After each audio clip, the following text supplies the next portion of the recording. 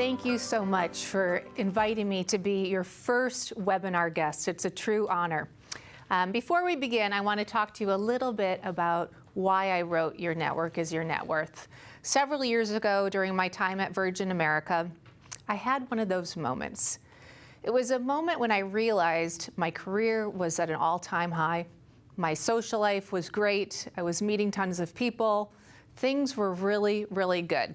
I don't know if you can relate to that, but if you can, what I did was I sat and I thought about what has changed and why are things so great? And I realized it was because my network had expanded at an exponential rate. I was talking to people on airplanes, I was partnering with technology companies, and growing my network helped my happiness, my productivity, and my success. Ultimately, that led me to write this book, and what I hope to do is to share my 20 years of knowledge with you in the book in 13 easy steps so that you too can learn how to build your network. Several things that we're going to be going through. I'm going to show you how to build your network around your passions and your purpose. I'm going to show you how technology has changed the game and how we network and reduced the degree of separation. And I'm also going to show you why giving and helping others can be as beneficial as getting. So let's begin. Your network is your net worth. To start off, what I want you to think about is we obviously, a lot of us are investing in our money, in our bank accounts. I've spent many nights playing on those online retirement calculators. I bet you have too. You start thinking about my future, am I set? What I believe is that if you really look at investing in your relationships, happiness, productivity, and wealth will follow. There's tons of research that shows people with networks that are strong, and I don't mean large, but networks that are strong, tend to be happier, they tend to be healthier, and they also tend to move through transitions and pivot points with ease. Another thing about networks that's really important to recognize is that the job market has shifted, and jobs are no longer filled from classified ads and from resumes being sent in. Internal referrals, who you know, how you can get connected to a company, all of those things have changed, so your network is more important than ever. Thinking about the concept of your network is your net worth, what I did with the book was I interviewed about 100 people and I talked to them about the concept. Obviously, what we're trying to communicate is that your network is actually the most important thing in terms of your wealth and your value creation. One of the clients that I advised, George John, he's a CEO of a company called Rocket Fuel.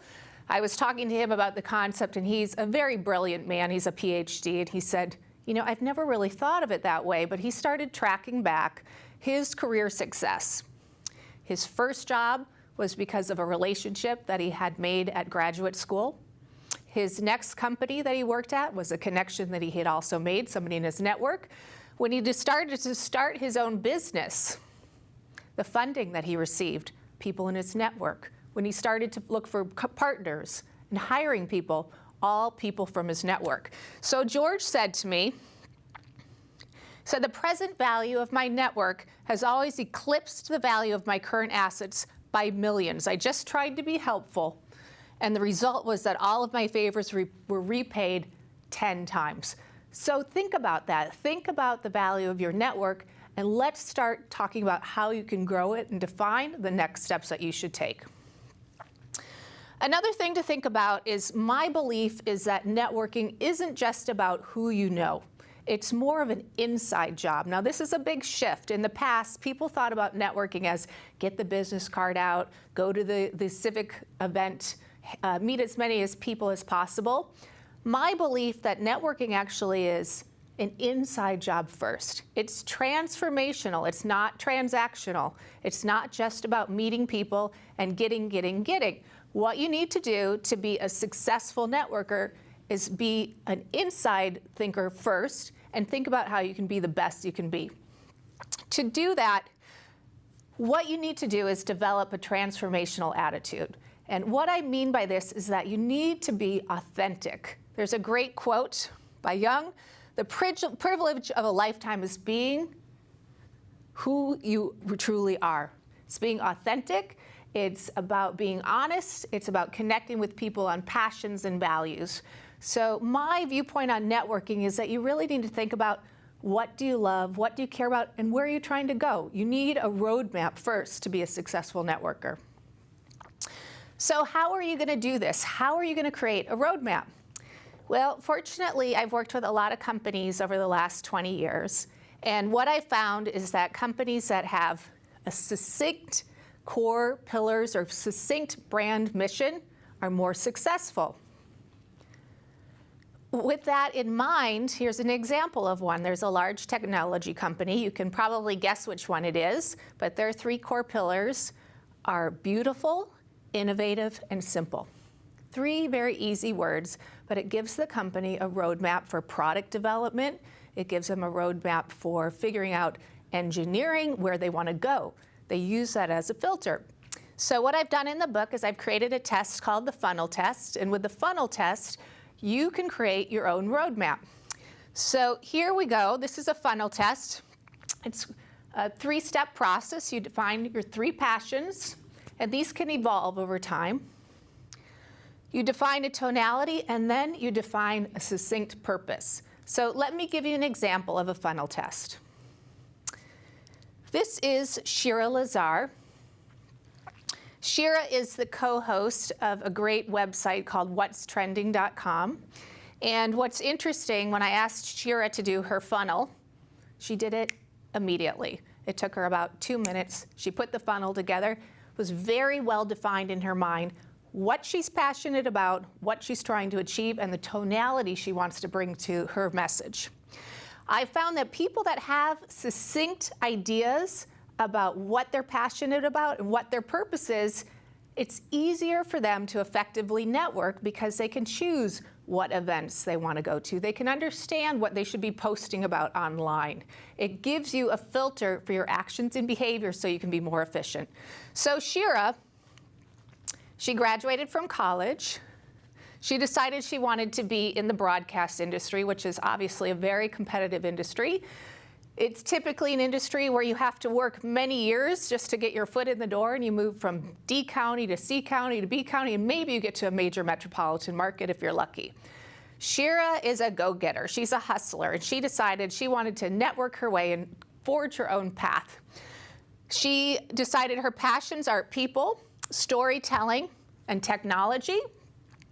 Her tonality, she wants to present herself as creative, and her purpose was to create positive change and to connect the world via media and broadcasting. So instead of going the traditional route, Shira actually moved to LA from Canada. She started taking as many red carpet hosting gigs where she was interviewing people and had enough online exposure from her hosting gigs that she put together a reel. With that, her and her business partner decided to start their own site. They started networking and hustling and ultimately launched whatstrending.com. Now, what's important in Shira's story is that it was self-motivated. They created their own vision, their own purpose, and they used today's tools and technology to build a network to help them achieve their dreams. Now, with that, she's interviewed all sorts of people, and her story's in the book. She's interviewed will.i.am and Sir Richard Branson, all sorts of celebrities, and she has a growing company. Now, along the way, what's important to realize in networking is that sometimes you have relationships that it takes a long time to build them, and you don't realize what the value is until you look back. There was a great quote by Steve Jobs in his classic speech that he gave at Stanford. Says you cannot connect the dots until you look back. So think about that as you're networking. You may not know how a relationship will serve you until much later on. In Shira's case, she and Damon, her partner, had just actually secured a 6-figure deal with ABC. They finally had got the funding that they needed to keep the company going. And it was actually right before Steve Jobs had passed. There was a tweet that went out, and it was an erroneous tweet that said that he had died, and he hadn't. This tweet was tracked back to her company. It was an overeager intern that thought they had heard this news and wanted to tweet it out. Well, what happened was ABC pulled the funding. At that point, they thought, okay, well, we're either going to have to close the business, or if we truly are passionate, we want to do this, let's go to our network and self-fund. Shira, who's a big hustler, went to the network to self-fund. And ultimately, they kept the business going, and now today, they're Emmy Award winning. They're winning all sorts of distribution deals, and they're doing great. So she kept focused, hustled, and used the power of her network. Another thing that's really important in networking is to have a positive mindset. Now, this may seem simple, but it's important to recognize that success doesn't always happen overnight. There's a great book by an author named Peter Sims called Little Bets. And in Little Bets, it looks at that big accomplishments, even things like comedy acts. When you see it on a stage, that comedian probably has tested out what jokes work beforehand. They've probably gone to the small club to look at all the things that work and don't work. Even architects, when they're creating a great building, they're looking at how are the different pieces going to fit together. So use the same approach to networking. Figure out where you're trying to go and recognize that you may need to take a lot of small steps to get to that end product and to get to the place where you're achieving your dreams. Another thing to consider in networking is that pivot points can be the most transformative time of your career or your life. So I won't be asking you if you've ever received the pink slip, but instead I'll share a story about when I received a pink slip. Back in the dot-com era, I was the general manager of an ad agency. We were doing quite well, and then the dot bomb happened. We started losing clients. They were going out of business. We had this huge piece of real estate, and ultimately, I received my first pink slip. I thought, oh, what am I going to do? This is horrible. Those moments when you have big shifts and change can actually be very important networking opportunities and times where you can have a lot of great growth in terms of personal development and also in your career. So at that point, I ended up freelancing. I took a job where I was freelancing at an ad agency doing some media recruiting, and I had gone from being a general manager with a big desk to a little teeny desk where I was doing part-time work, and I had to let my ego go. So these are small steps. I was taking small steps to get through the change. Ultimately, someone in my network called and said, I heard you're looking for a new opportunity. I heard from a recruiter that Virgin America is looking for a job. Now, another thing to think about in networking is that I believe that often we hold ourselves back, that we stop ourselves from achieving our dreams because we think, I'm not smart enough, I don't have the right experience. Now, with Virgin America, I had never been a client, and I could have said, no, I'm not going to go for it. But what I did was I went for it, ultimately ended up getting the job, and I would have never had that opportunity if it wasn't for my network. My network gave me the lead, my network gave me the references, and the network gave me the skills to do the job. And also, importantly, that little recruiting job that I did gave me valuable skills in my position. So every opportunity, even if you don't think it's moving in the direction of where you want to go, can be beneficial for your career. Secret ingredient to networking. I want you to really think about this idea because it's incredibly important. And I think it's really at the core of successful networking. I call it give, give, get. What is give, give, get? It's an attitude where you're helping others. It is not hoarding your contacts. It's supporting other people. When they're asking for a favor, you try to help out. It's giving back, but the catch is, it's giving without expecting anything in return. A lot of times, networking has been viewed as very transactional.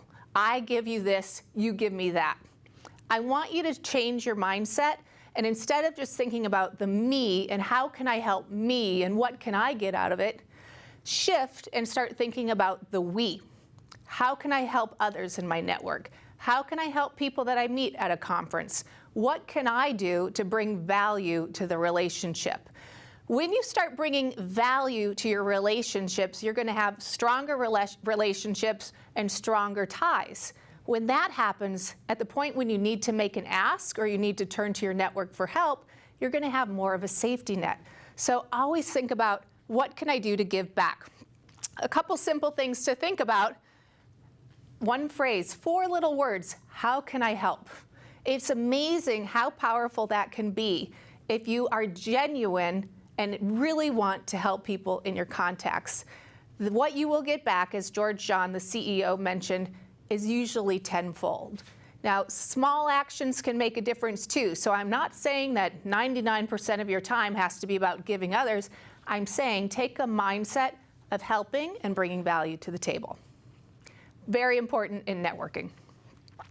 Another thing that's important to recognize with networking today is that technology has completely changed the game. I'm sure some of you have heard of 6 Degrees of Kevin Bacon. It is a funny game that people used to play where they'd try to figure out the links between, one actor all the way to Kevin Bacon. And it was proven that statistically, the world was separated by about 6 degrees. But not anymore. We're now down to 4 degrees of separation. So we could call it 4 degrees of you. We're 4 degrees of you, and everyone in the world is connected to you by 4 degrees. Now, what makes this more interesting is that the more you have in common with someone, the fewer degrees there are. So the fact that we have technology, it's accelerated our ability to find people with shared values and shared interests. It's accelerated the way we connect. So for example, if you're in the medical field, perhaps you're down to 3 degrees of separation. If you're in the medical field and a kite surfer, you're probably down to 2 degrees or 1 degree of separation. So the more you have in common, the more closely linked you are. Therefore, it's important to think about your behavior, how you're treating your relationships, and how you're presenting yourself both online and offline. Because your reputation, your online identity, your relationships, all of those things are important for your wealth, success, and happiness. So fewer degrees of separation. The other big shift that's happened because of technology is that we have a larger circle of influence. And what I mean by that is that in the past, we had probably 4 or 5 relationships that were our core relationships. Now there's been research by a gentleman named Steven Pinker, and he's found that because of technology, we have up to 150 relationships that we have influence with or we're being influenced by at any given time. So the world has changed. Our decision-making has changed. Consider how you used to travel and make a trip decision. Maybe you went to a travel agent, maybe you went to AAA, maybe you called a couple of trusted friends. Now, if you're going somewhere, I bet a lot of you post online, do you have any recommendations for restaurants in New York? I'm going there next week. Ideas probably pop up. You reach out to your network. You reach out to probably 100 people all at one time. So technology is changing the way we connect and changing the way that we make decisions. Part of this, this is a fun little photo of Richard Branson, but part of it is because of technology and Wi-Fi. So the fact that 97% of people keep a cell phone within 3 feet of them, that's just going to keep happening. Technology through our phones is actually a connecting device too. In the future, because of localization and all the data that's in the phone, soon you may be walking down the street and information will pop up on your phone. It'll say, oh, there's someone that went to college with you 3 blocks away. That'll just be self-populated on your smart device. So again, how we connect is just going to keep accelerating as we move forward because of technology. So get ready for that and start thinking about what you're passionate about and what you care about, because all of those things will help set the foundation for great networking. Giving you one example of how networking has changed. In the book, I have all sorts of case histories, and I've interviewed business people and professionals and people that have looked at improving their social lives. Here's one story. This is Vivian. Vivian is a military mom. She's right here. And she's with Michelle Obama here. I did not have the chance to interview Michelle. That would have been wonderful. But Vivian, her husband Mike, has been deployed 6 times in the last 10 years of their marriage. What she did in a way to connect and really thrive during his deployment was to use technology to keep their connection alive. There's a fun game that a lot of kids do. My daughter did it when she was in kindergarten. It was called Flat Stanley, where she put a little Flat Stanley on a stick and we'd photograph, where she went with Flat Stanley all summer. And then after the summer, she'd share her stories with her classmates. It's a great way to connect and bond. Same thing happens with Vivian, but now they have flat Mike. That's Mike, her husband, on a stick. Her 2 boys bring flat Mike everywhere. What do? They instantly send iPhone photos to Mike while he's deployed. The government does now have a lot of training programs to teach people about social media and how to do it safely and securely. But social media has completely changed their ability to connect while he's away. The other thing that's happened is that it's changed our way to impact communities. So when Mike returned from one of his deployments, here's a picture of Mike and one of his little boys in the back of the car. They posted this, Vivian posted this picture. By the time they got home, she had posted this on Facebook, there were about 100 comments on their Facebook page. Thank you for your service, thank you for what you've done. For Vivian and Mike, it gives them a feeling of belonging. And again, there's research that shows that you can actually feel waves of happiness going through communities and going through online dialogue.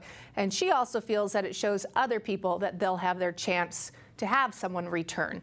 So great example of how social media and technology has changed how people connect. But it's important to identify with your funnel test the types of communities that you want to build, the types of interests you have, the types of passions you have, so that you can build the right types of networks around your goals. Now, we've talked a lot about the network and your passions and the kind of the we part of it. What I want you to think about now is the importance of a team.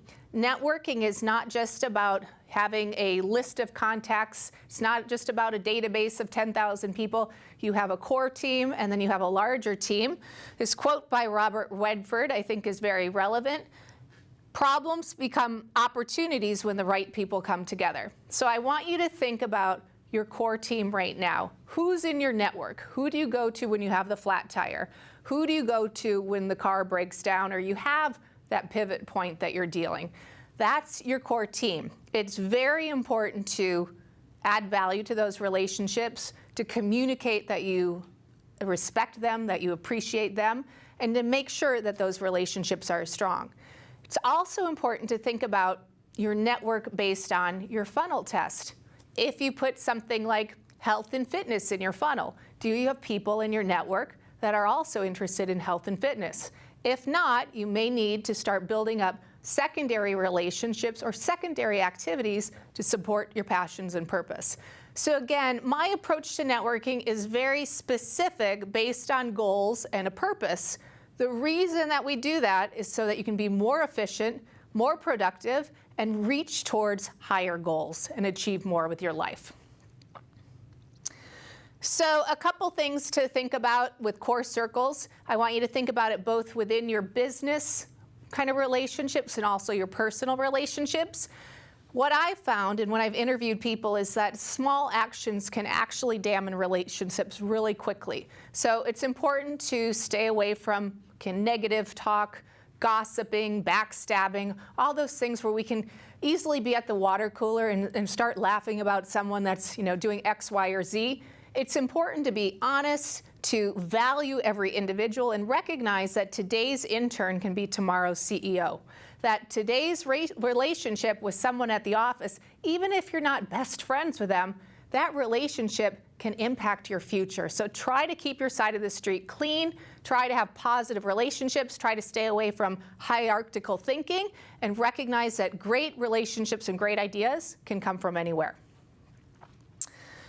Another thing that's interesting about how we network today, we not only have technology changing how we network, but because many people are changing jobs a lot, people have up to 6 jobs now, or even more, and also the fact that a lot of people are working remotely. They're not tied to their desks like they were in the past. The old process was a 9-to-5 job, tied at a cubicle, waiting to go up a ladder. Now today, people are working remotely. They've got their smartphone, they've got the BlackBerry, they're at a Wi-Fi hotspot. There are a lot of places that I call power pockets. So what I encourage people to do is to identify 2 or 3 power pockets. These could be events, these could be coffee shops, they could be locations. Where are the places based on your industry and your passion that you can accelerate your networking? Pick them and set a goal of doing a couple things every month. One great idea of how life has changed, co-working spaces. They're amazing for people that are doing startup businesses. It's one way to keep your costs low. It's a great way to get yourself into an environment where lots of people are networking, lots of people are looking for opportunities. So things like co-working spaces are really the new way to network, and we're going to see more and more of this as we move forward in the future. Another thing that's important is to think about the hub players in your network. Who are the people that are the Uber connectors? And you all know them. And what's interesting is that you can actually grow and learn from hub players and become one over time. I know a lot of people that started off as shy or not liking networking who have evolved to a point of loving it. They love connecting people. The hub player is the person who's the bartender. They're the social person at the cocktail party. They've got a half a circle of people around them. They're the person who's the matchmaker. They're the one who's always saying, I need to introduce you to that person, they're this person. They're the one at the party who's got the dinner conversation just flowing. They're the person that always remembers your name. Learn from those people and recognize who they are in your network, because they can really accelerate your networking. You can learn a lot from them. So in the book, there are lots of stories about hub players. I encourage you to read those pages and see what you can learn. There are also a lot of tips on how to remember people's names, how to start conversations, and how to learn from people that are hub players. Some of the last concepts, the third section of the book, is all about implementation and creativity. I do believe that being a producer and having a mindset of being creative and bringing ideas to the table, and I'll show you how I talk about this concept on the next slide, but that being creative is really important. Again, another quote by Steve Jobs, your time is limited, so don't waste it living someone else's life. Have the courage to follow your heart and intuition. This comes back to the passion, it comes back to the purpose. Are you creatively living in a place that's really true to what you want to do, and are you being authentic? When you do this, the connections that you have are going to be more inspired, more impassioned, and stickier, and actually probably a lot stronger, because you're based on things that you really care about. So how do we do this? Here's a simple question. Now, you may think, producer, consumer, I'm both. I'm buying food, I'm selling something, I'm doing this, I'm doing that. Yes, in society, we need producers and consumers to have an economic model that works. But what I want you to think about is, on a daily basis, are you a producer? And I mean a producer of ideas, a producer of bringing value. Are you bringing ideas and value to your network?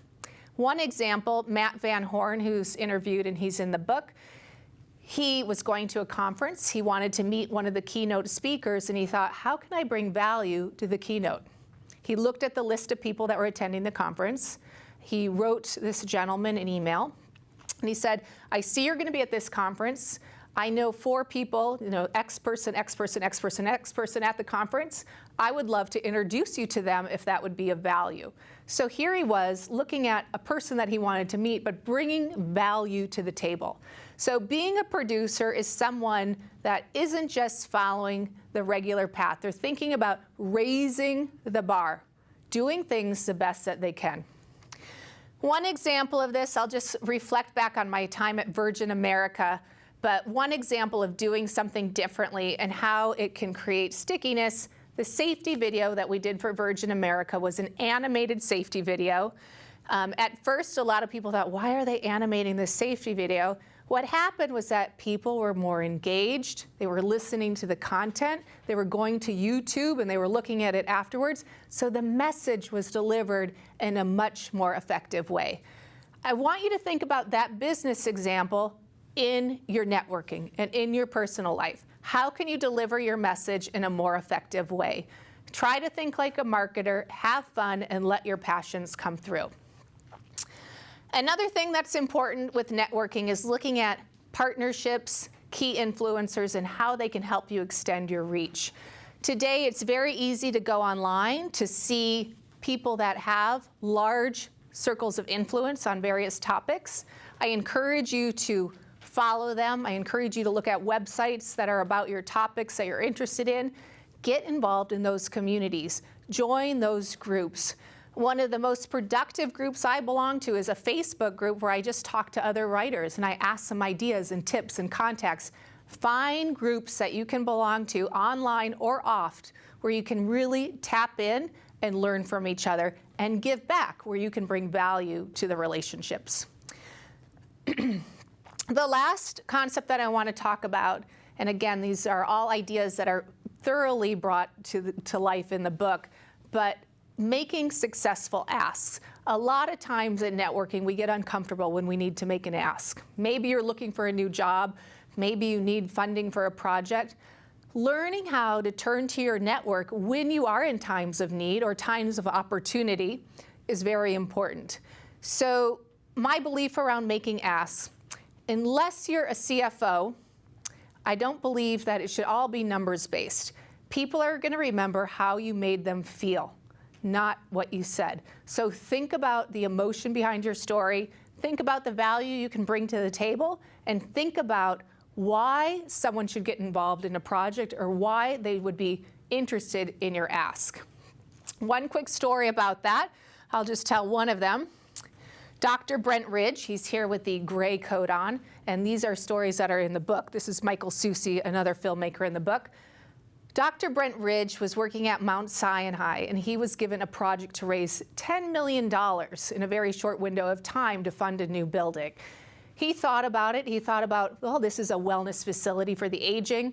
He strategically thought, who would be the best person to attach to the project? He decided Martha Stewart was who he wanted to have do the project. With a little bit of research and also the media, the knowledge in the press, he realized Martha was in jail at that time, but he wrote a very thorough proposal. He attached a key influencer, an architect, to the project, wrote a proposal, sent it to Martha, and he went for it. He believed anything was possible. He figured, I'm going to go for it. Why not try? So try, and a lot of times miracles can happen. Now, in this situation, he ended up connecting with Martha when she was out of prison. They had a meeting. He secured the funding. The project went forward, and a great relationship happened. This was a quality ask based on preparation and research. So when you're turning to your network, really think about your ask and think about what you're trying to accomplish and what is the value that it brings to the other person. So in closing, the last concept that I want you to think about, it's one of my favorite chapters in the book, chapter 13. I call it Head, Heart, or Wallet. What I did was I interviewed the 100 or so people that are in the book, and I asked them, what's the most important thing in your life? Head, heart, or wallet? Time and time and time again, the stories that people played back were about their relationships, about the core people in their lives, about the experiences they had. Now, I do believe it's important to nurture all three of these. We need to have financial security to make us feel safe and sound. I also really believe in having kind of minimal expenditures so that you can have a more free life. But head, heart, or wallet, what's important to you? What are you trying to accomplish? Think about these things as you're networking. Put together your funnel test, put together your plan, and strategically go out and connect people. Recognize that you can achieve huge things and that one person can change your life. So I encourage you to be passionate, to be focused, and to not hold yourself back.